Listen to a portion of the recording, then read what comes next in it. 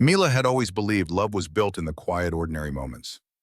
Every Saturday, her husband Evan would drive out to his childhood town by the sea, a small, windswept place where his elderly mother still lived, alone in a creaky white cottage. He'd go to help her with odd jobs around the house and bring along baskets of homemade treats Mila had prepared with care jars of apricot jam lemon cookies, fresh bread. It had become their quiet ritual woven into the rhythm of their life. One morning, as the city stirred awake outside her window, Mila had an idea. She decided to make the trip herself without telling Evan or anyone else. A simple surprise, a small kindness, a secret gift she hoped would bring a little light to their day and hers. Mila's world thrived on calm and order, in the perfectly stacked books on her shelves, in the faint scent of lavender tea in the afternoons, in the worn armchair by the window where she spent hours reading poetry and philosophy, searching for meaning in the quiet.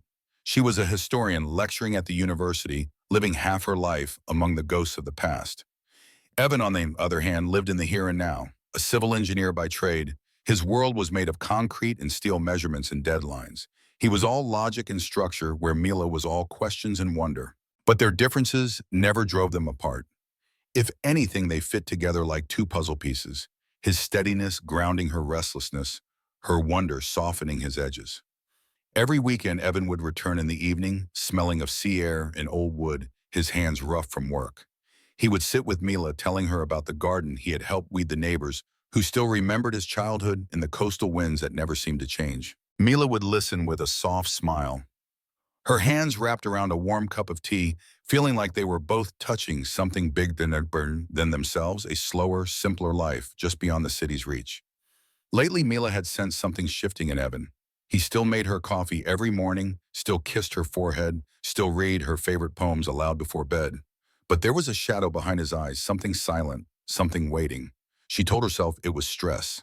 Evan had been buried in blueprints for weeks, working on a project that drained the light from his face.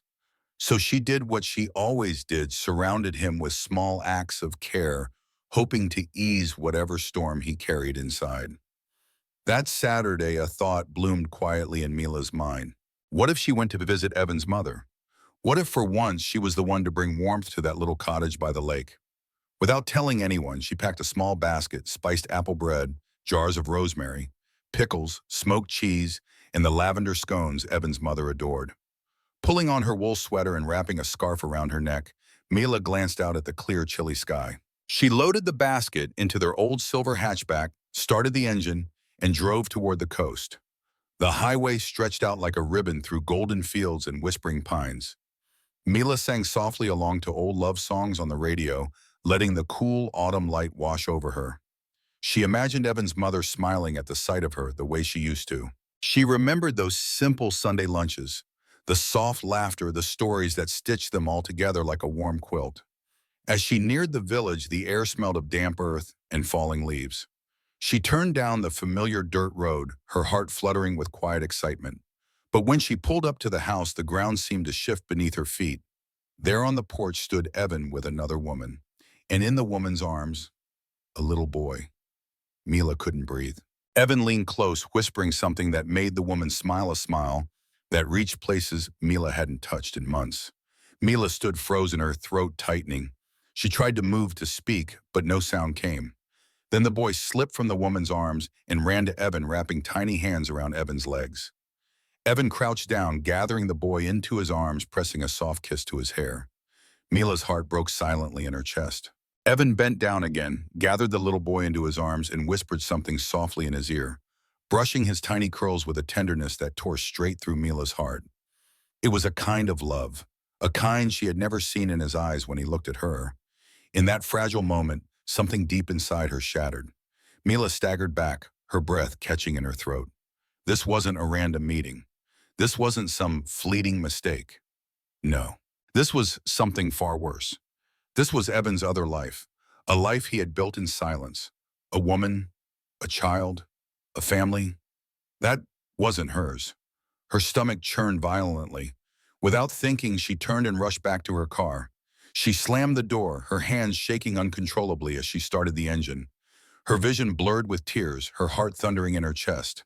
She didn't care where she was going. She just needed to get away. Away from the porch, away from the lies, away from the life that had just collapsed at her feet. How could he?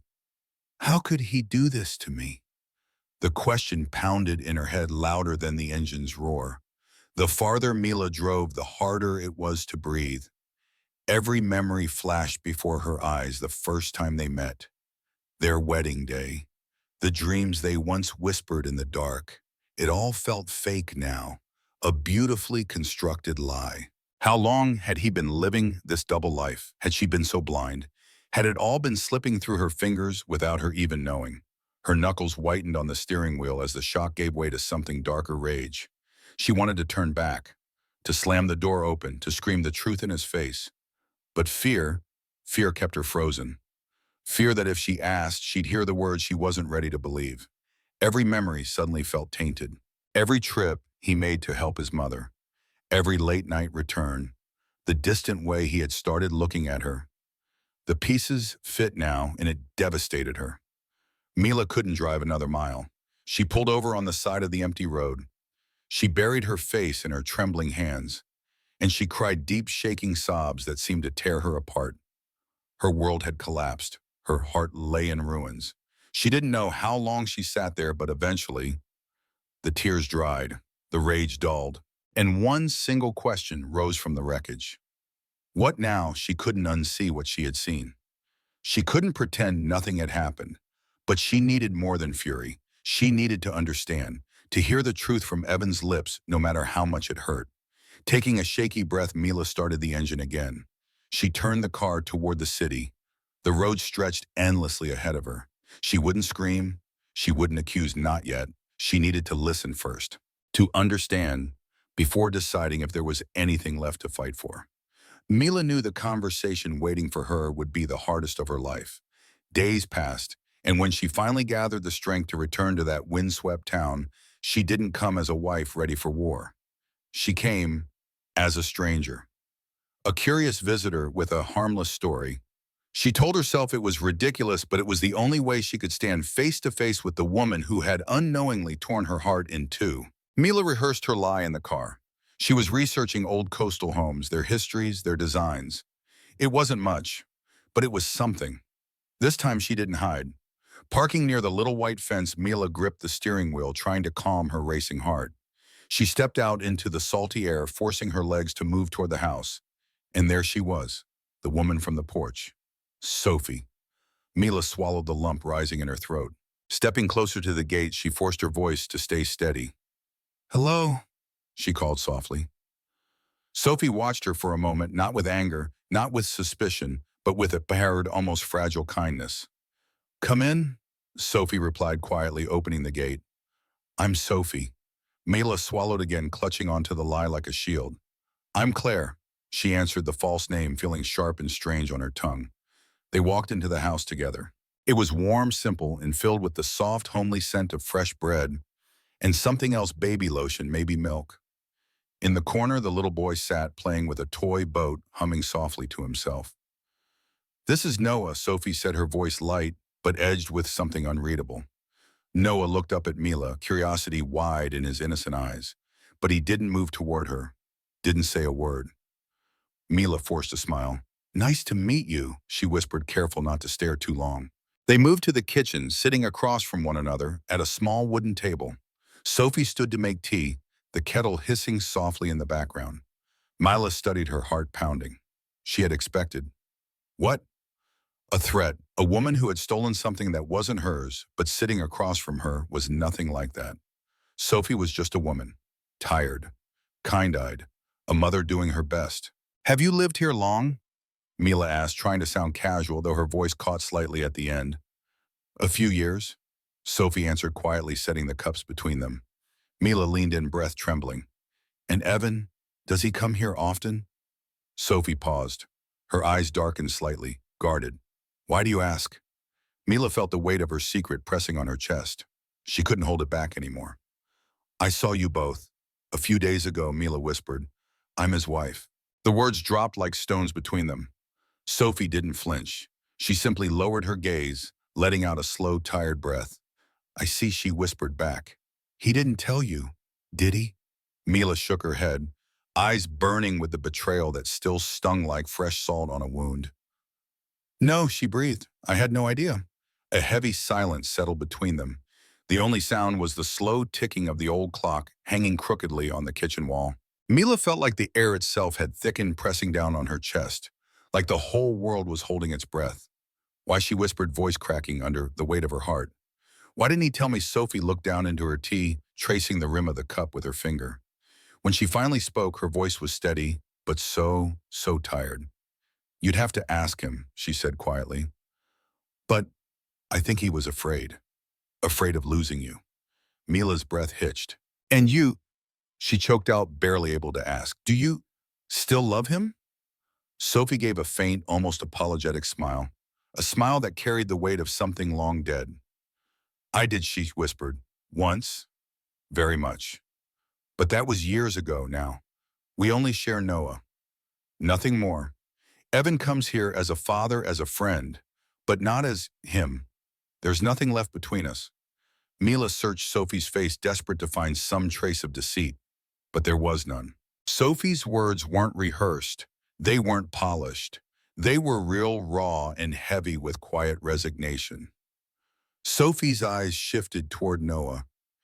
He loves that boy more than anything in this world, she added softly. He's a good father, always has been.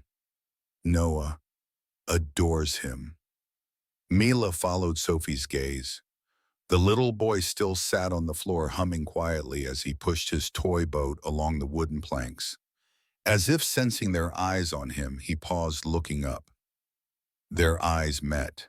No fear, no suspicion, just pure, innocent curiosity. Mila's throat tightened again, but she forced a small, shaky smile into her quiet surprise. Noah smiled back. And Evan, is he happy? Mila asked, the words barely audible. Sophie let out a breath that sounded like she'd been holding it for years. I don't know, she whispered. He's torn, Mila, caught between two lives he never meant to build. He wants to tell the truth, but he doesn't know how. He's afraid of hurting you and terrified of losing Noah. Mila's voice cracked again. And me, she breathed, tears pooling in her eyes. Doesn't he care how much this is destroying me? Sophie nodded slowly. He does. But I think he believed he could keep you both, that somehow you'd never find out. Foolish, yes, but not cruel. He was just trying to protect everyone, in the only way he knew how. Mila let out a bitter, broken breath. Is that what protection looks like? Living a lie, is that courage? Or just cowardice? She stared hard at Sophie, searching her for some reason to hate her. Why are you telling me all this?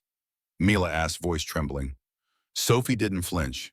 She met Mila's eyes with the calm resolve of someone who had already lost more than she could say. Because I can see you're hurting, and you deserve to know the truth. Her voice softened to a near whisper. Evan, he's not a bad man, Mila. He doesn't deserve your hate. He's just lost. Mila's lips quivered, her defenses crumbling. Aren't you afraid I'll take him from you, she whispered. Sophie shook her head, quiet certainty anchoring her voice. No, I know you won't. And even if you did, I wouldn't try to stop you. The only thing that matters is that Noah is happy, Sophie whispered softly. The rest, somehow, will work itself out. Mila sat in silence. For the first time, she felt the weight of someone else's pain just as heavy as her own. She didn't know what to believe anymore. In mind, her two forces pulled in opposite directions, anger sharp and burning, understanding quiet but persistent, pain raw and aching, and somewhere, just somewhere, the faintest spark of forgiveness. Mila rose slowly, smoothing her hands over her coat as if it could somehow calm the storm in her chest. Thank you, she whispered. For the tea and the truth. Sophie nodded softly. You're welcome, she replied. And if you ever need someone to listen, I'll be here. Mila stepped out into the sunlight. The sky was clear, the air crisp and sharp against her skin. But inside, everything felt clouded, heavy, unfinished. She climbed into her car, turned the key, and drove away. Not toward clarity, not toward closure, just toward more questions. Evan was waiting when she returned. He sat on the edge of the couch, hands clenched tightly, head bowed like a man waiting for a sentence he knew he deserved. When Mila entered, he stood quickly, eyes wide with fear. Where, where were you? He asked, his voice barely steady. Mila didn't move from the doorway. She stood tall, unreadable. I was with Sophie, she answered plainly. Color drained from Evan's face, but he didn't deny it, didn't lie, didn't make excuses. He sank back onto the couch like his body had given up holding the weight of his guilt. And then he spoke. At first, the words stumbled out like stones tumbling from a collapsing wall. Not rehearsed, not clean, just raw. He told her everything. About Sophie, about their brief, reckless mistake long before Mila ever entered his life. About Noah, about the guilt that had followed him like a shadow ever since. He spoke of his fear, fear of losing Mila, fear of abandoning his son, fear of destroying everything. I knew what I was doing was wrong, Evan whispered, his voice cracking. I lied. I was a coward, but I didn't know how to tell you. I didn't want to hurt you, Mila. I swear, I never stopped loving you. Mila stood frozen, searching his face, looking for something to hold on to, anything real. And there it was, regret, shame, and something more, a stubborn kind of hope. The broken hope of a man who had failed, but still desperately wanted to hold on to the pieces. That night, they lay side by side in bed, so close yet impossibly far apart. The silence between them was louder than any scream. Mila lay staring at the ceiling, unable to close her eyes, unable to rest. Her mind spun like a carousel, fragments of their life together flashing by. Their wedding, their first tiny apartment, the way he used to reach for her hand in the dark. It all felt so fragile now, so breakable, as if their entire life had been built on glass. And now, well, she wasn't sure what she felt anymore. Anger, betrayal, disappointment, or something deeper, something far more complicated than she could put into words. The next morning, Evan left quietly for work, leaving Mila alone with the ruin of their life. She wandered the apartment like a stranger, like a ghost in someone else's home. Everything felt distant, foreign. Even the shelves lined with books she once loved now looked like lifeless props, souvenirs of a life that had split at the seams. Mila stood by the window, watching the world move on as if nothing had shattered. Children raced across the street, their laughter filling the air. Neighbors rushed toward their coffees in hand. The trees swayed in the breeze, birds singing without a care. But for Mila, nothing felt the same. She heard Sophie's words again in her mind. The way Sophie had described Evan's quiet loyalty to Noah, not as a lover, but as a father carrying the weight of responsibility. Not holding on to out of love, but out of duty. Mila didn't know whether to fully believe her, but deep inside, something about Sophie's calm resignation felt real. By the next day, Mila knew she couldn't stay. Not yet. Not like this. I need to leave for a while, she told Evan softly. Evan didn't fight, didn't beg. He simply nodded, knowing she had every right to walk away. Mila packed a small bag and left the city, not toward the shore, not towards Sophie's house, but toward the mountains. There, tucked between pine forests and quiet lakes, stood a small cabin her grandmother had once left her. A place untouched by Evan, untouched by lies. In that cabin, Mila let herself fall apart. She walked for hours beneath towering trees, letting the wind pull at her hair. She sat on the porch, staring at nothing, replaying every memory. Their first kiss, their wedding vows, the life they had built brick by brick. Could all of it have been an illusion? She didn't want to believe it. She couldn't. She knew Evan as a good man, an honest man. And yet, here she was. Sophie's words echoed again in her mind. Evan hadn't been chasing passion, hadn't betrayed her for excitement. He had stayed out of fear, out of guilt. But it didn't change the truth. He had still robbed her of her right to choose. He had made her live a life built on silence. One crisp morning, sitting on the edge of the porch, Mila felt something settle in her heart. She couldn't make this decision out of anger, and she couldn't make it out of fear. If she left, it would have to be forever. If she stayed, she couldn't pretend nothing had broken. She had three choices. She could leave and start over. She could forgive and hide the pain. Or she could face him, face everything, and really try to rebuild, not from lies, but from the fragile, brutal truth. She knew it would take all of her strength, all of her patience, all of her courage. But if she still loved him truly, she knew she had to face the wreckage fully honestly and without turning away. That morning, for the first time in days, Mila rose with a quiet certainty in her chest. She knew what she had to do. Mila packed her things, got in the car, and drove back toward the city. Evan was waiting. He sat where she had left him on the couch, hunched over, the hands clenched tight, like he was holding on to something that was already slipping away. When she stepped through the door, he looked up, and in his eyes, pain, fear, and the smallest flicker of hope. "I know everything," Mila said softly.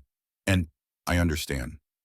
Evan didn't move, didn't speak. He just waited, holding his breath like a man waiting for a verdict. Mila swallowed, her voice shaking but certain. "I've made my decision," she whispered. "I'm staying." For a moment, Evan looked as if he didn't believe what he'd heard, but slowly, almost cautiously, he stood. He crossed the room and gathered her in his arms, holding her like she was something fragile he was afraid to break again. "Thank you," he whispered into her hair. "Thank you for not giving up on me." Mila pulled back, resting her hands on his chest. "But this doesn't mean I've forgotten," she said quietly. "And it doesn't mean I've forgiven you. Not yet. We have a long road ahead, Evan. We'll have to rebuild everything from the ground up. We'll have to learn how to live without hiding." Evan nodded, eyes heavy with the weight of her words. "I'm ready," he promised softly, "for whatever it takes, as long as you're with me." Mila managed a small, cautious smile. "Then let's start now," she said. "Let's go. See them?" Evan blinked, surprise. "Sophie, Noah?" he asked carefully. "Yes," Mila nodded. "I want to meet them again. This time, as myself, as your wife." The next morning, they drove together toward the little cottage by the sea. In the back, Mila had carefully packed a bag of lemon scones and honey bread, baked with her own hands, her way of reaching out. Not as an enemy, not as a stranger, but as someone willing to try. As they neared the house, Mila's heart beat so loud it felt like the steering wheel could hear it. Sophie stepped out onto the porch before they even parked. A soft, knowing smile touched her lips. "I knew you'd come," Sophie said quietly. Noah peeked out from behind her legs, shy and wide-eyed. Sophie looked down at him. "This is Mila," she said gently. "She's Evan's wife." Noah glanced up again. And then he smiled. "Hi," he whispered softly. Mila felt something crack open in her chest, not pain this time, but something fragile and hopeful. "Hi, Noah," she replied just as softly. "I brought you something." She walked to the back of the car, lifted the bag of pastries, and handed it to Sophie with careful hands. "These are for you," Mila said. "I hope you like them." Sophie took the tray, her eyes shimmering with something Mila couldn't quite name. Gratitude, maybe, or relief. "Thank you," Sophie replied warmly. "Come in. I'll put the kettle on." Mila stepped inside, this time not as a stranger, but as someone ready to begin again. Mila and Evan stepped into the little cottage. Noah followed, clinging to Sophie's legs, still peeking out with wide, curious eyes. They gathered around the small kitchen table. Steam curled from chipped teacups. The scent of honey and lemon filled the air as they passed around the pastries Mila had brought. They spoke of little things, of the weather, of old stories from Evan's childhood, of nothing and everything. It felt strange, tense, unnatural, like walking barefoot across thin ice. But beneath all that, Mila felt something unexpected, a fragile, quiet relief. For the first time, they were all here together. No more hiding, no more walls. It wasn't perfect, it wasn't comfortable, it wasn't clear what would come next, but it was real. Mila didn't know if the pain would ever truly fade. She didn't know if trust could ever be fully rebuilt. But for the first time since her world had crumbled, she knew one thing for sure: she was ready to try.